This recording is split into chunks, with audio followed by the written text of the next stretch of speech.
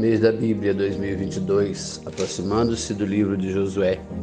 O Senhor teu Deus estará contigo, onde quer que vás. Josué 1, versículo 9.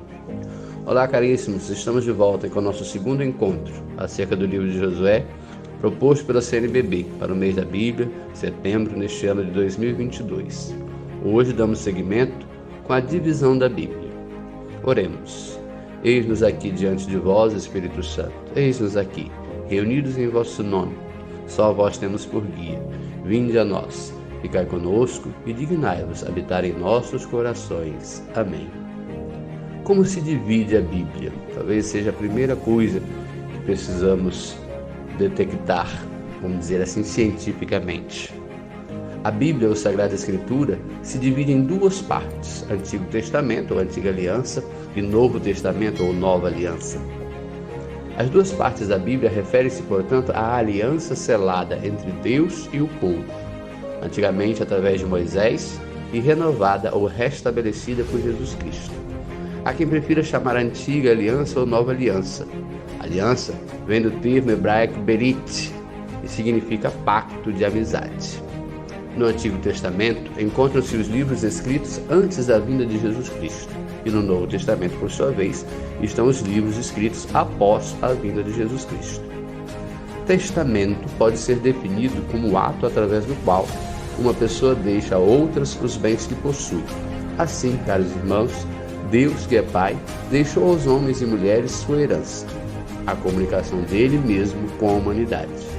Esta comunicação se fez em duas fases. Há uma certa diferença na divisão quanto à Bíblia judaica, católica e protestante.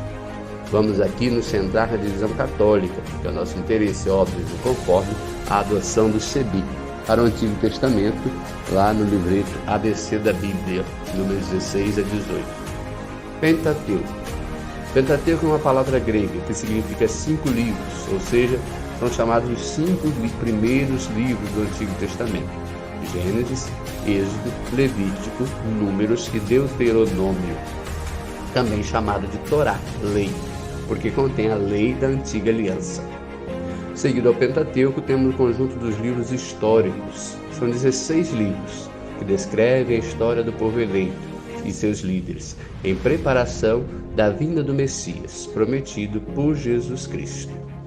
Nesse bloco estão, então, Josué, que estamos estudando, Juízes, Ruth, 1 e 2 Samuel, 1 e 2 Reis, 1 e 2 Crônicas, Esdras, Neemias, Tobias, Judite, Esther, 1 e 2 Macabeus.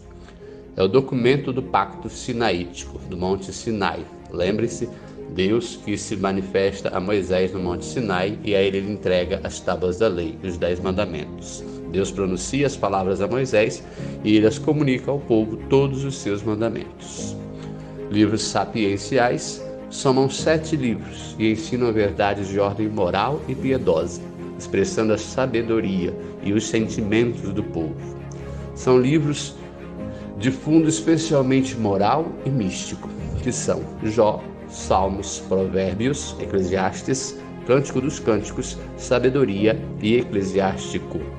A sabedoria de Israel, cujo arquiteto é Salomão, é o fruto do esforço humano e de muitos outros povos que sabem que os sábios de Israel bebem os frutos da experiência humana e religiosa, como o trabalho dos sábios inspirados por Deus.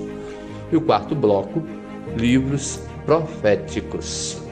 São 18 livros que trazem a vida e a mensagem dos profetas, conforme o nome indica, que preveem o futuro, ou seja, do próprio povo hebreu, seja do Messias, seja da própria humanidade. São eles: Isaías, Jeremias, Lamentações de Jeremias, Baruque, Ezequiel, Daniel, Oséias, Joel, Amós, Abdias, Jonas, Miqueias, Naum, Abacuque, Sofonias, Ageu, Zacarias e Malaquias. Os 6 primeiros autores são considerados os profetas maiores. Os demais 12 profetas são chamados profetas menores. Divisão do Novo Testamento. Históricos. Os 4 evangelhos, que nós bem conhecemos, em cada missa escutamos parte de um deles: João, Marcos, Mateus e Lucas, não necessariamente nessa ordem. e os Atos dos Apóstolos.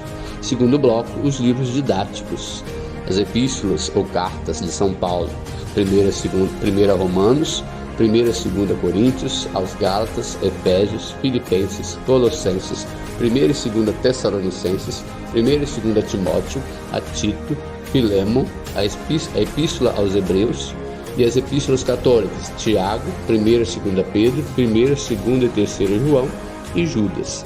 E o terceiro bloco unitário, o livro profético, o livro do Apocalipse. Dividindo então a Bíblia em capítulos e versículos é algo mais recente. Nos manuscritos antigos não havia títulos, nem a divisão em capítulos e versículos. A divisão em capítulos foi feita por Stephen Langton, arcebispo de Canterbury, na Inglaterra, a partir de 1214. Já a divisão em versículos do Antigo Testamento foi realizada pelo frade dominicano italiano Santo Spanini, que publicou em 1528 uma Bíblia subdividida toda ela em versículos. Já a subdivisão em versículos do Novo Testamento foi feita por Robert Etienne, tipógrafo francês protestante, em 1551. Ele também subdividiu os 7 livros deuterocanônicos, Tobias, Judite, 1º e 2º Macabeus, Sabedoria, Eclesiástico e Baruque. Vale ressaltar, esses livros deuterocanônicos são aqueles livros que foram excluídos da Bíblia protestante. A primeira Bíblia, Vulgata, foi impressa por Robert Stephens em 1555. A divisão em capítulos e versículos tornou muito mais fácil a localização de um determinado trecho da Bíblia. Algumas curiosidades. Hoje conhecemos alguns mínimos detalhes da Sagrada Escritura. Sabemos que tem 1.328 capítulos, 40.030 versículos, 773.692 palavras. As letras são 3.566 e 480. A palavra Javé, Deus, Senhor, aparece 6.855 vezes. O Salmo 117 encontra-se exatamente no meio da Bíblia. Os títulos e subtítulos dos capítulos é uma criação do tradutor, variando de tradução para tradução, pois não fazem parte do texto bíblico, vale ressaltar isso. É importante frisar isso porque nenhum desses títulos é neutro, ou seja, cada um deles refletem a interpretação do texto por cada tradutor, a partir dos seus condicionamentos e opções. Para facilitar as citações de textos bíblicos, caros irmãos, foi estabelecida, como podemos ver em algumas das nossas edições católicas, uma abreviatura para cada livro das Escrituras, com 2 ou 3 letras, o que pode ser facilmente constatado conferindo a relação dos livros nas primeiras páginas de sua Bíblia. Até o nosso próximo encontro. Esse nosso vídeo de hoje ficou um pouco longo, mas era preciso. Lembre-se de tomar a Sagrada Escritura e fazer uma leitura, digamos, direcionada do livro de Josué, após cada um dos nossos encontros. Até o próximo encontro, então, na sexta-feira. Não esqueça de retomar a Sagrada Escritura para situar-se, confrontar-se um pouco com aquilo que já vimos nesses nossos 2 primeiros encontros. Deus te abençoe.